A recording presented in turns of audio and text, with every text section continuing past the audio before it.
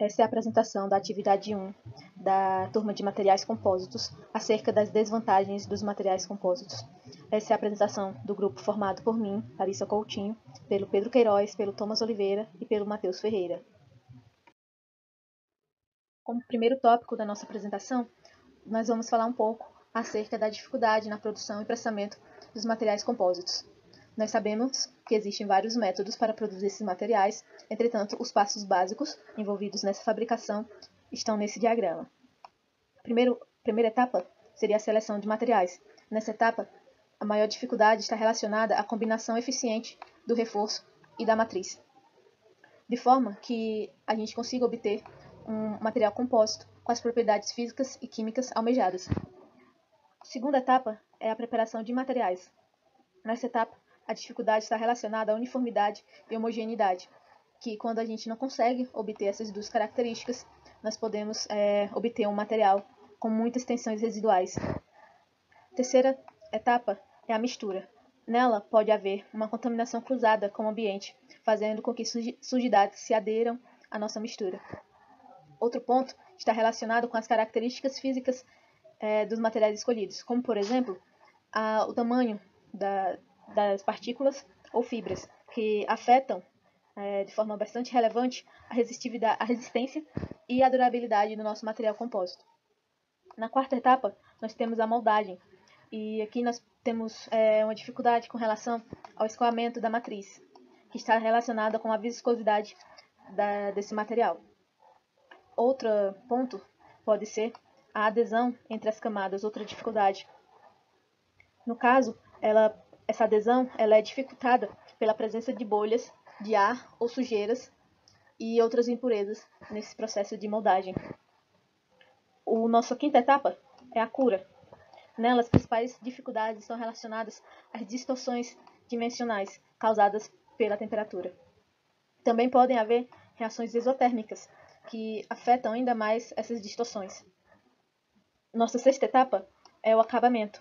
Nele, a gente tem um material compósito que pode apresentar uma sensibilidade à temperatura e umidade, principalmente em certas etapas de acabamento, como, por exemplo, a usinagem. Outro ponto seria a uniformidade da superfície. Como nós estamos fazendo uma mistura de materiais, nem sempre é possível obter uma superfície com a uniformidade desejada. Outro ponto pode haver durante essa etapa de acabamento a adesão de impurezas, que vai fazer com que nossas características sejam prejudicadas.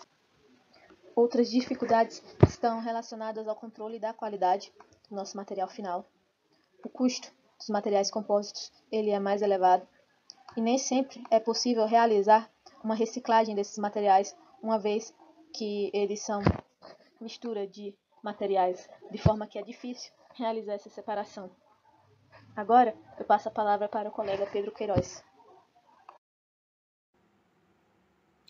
Bom, como outra desvantagem apresentada pelos materiais compósitos, há a sensibilidade a falhas e danos estruturais, onde a estrutura dos materiais compósitos podem falhar prematuramente devido a vários tipos de danos, claro, dependendo da aplicação e do tipo de compósito a ser utilizado. Assim, esses podem ser os danos possíveis nos materiais compósitos, como a trinca longitudinal, ou splitting, trinca transversal, ruptura de fibras, dano no núcleo, absorção de água, vazios, porosidades, descolamento e delaminação. Além disso, a presença de aglomerados, heterogeneidades e porosidades conduzem a uma maior sensibilidade à iniciação de fendas por fadiga, devido à concentração de tensões nessa região. Dessa forma, há aqui imagens que representam exemplos de falhas nos materiais compósitos. Como podemos ver nessa imagem à esquerda superior, uma fratura que aconteceu no material base até as fibras, e na figura direita, na parte central da figura, o efeito do arrancamento de fibra. E a imagem embaixo das duas representa a evolução do crescimento da fenda de uma fratura no compósito. Bom, eu sou o Matheus Ferreira de Castro e vou falar aqui sobre a influência das propriedades dos materiais compostos na fabricação de peças, portanto, customização e design. Como sabemos, os materiais compostos são a combinação de dois ou mais materiais para a formação de um único material com aquelas propriedades e características desejadas. Essas características influenciam diretamente na forma, né, como você vai trabalhar com esses materiais. Portanto, algumas das propriedades que eu achei importante trazer aqui são as questões de rigidez e flexibilidade, né, que também está ligado com a dureza, que, no geral, serão ideais para estruturas ou trabalhos, né, que exigem uma resistência mecânica maior.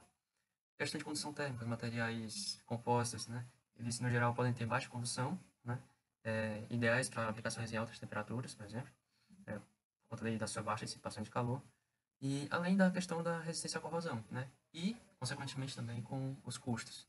E podem, relativamente, com a utilização menor da quantidade de metais, você tem um custo relativamente mais baixo para a indústria. E é isso.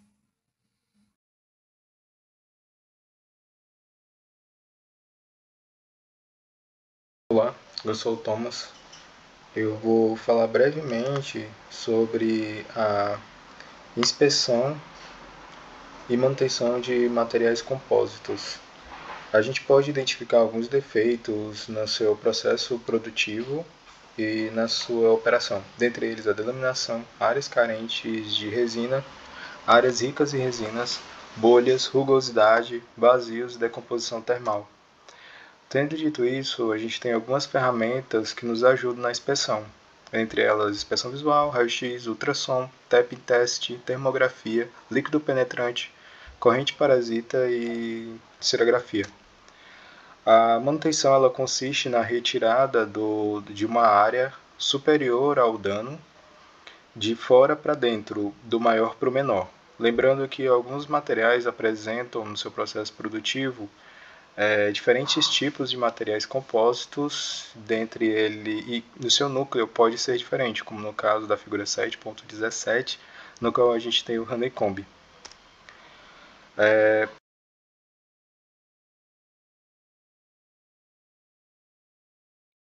Você pode identificar na figura 7.56 e 7.58 uma operação de manutenção. Aqui nós temos alguns equipamentos, dentre eles na figura 7.36 e 7.37 umas câmeras de vácuo, 7.42 a gente tem uma prensa térmica, na 7.38 a gente tem um forno de cura, na figura 7.39 uma autoclave.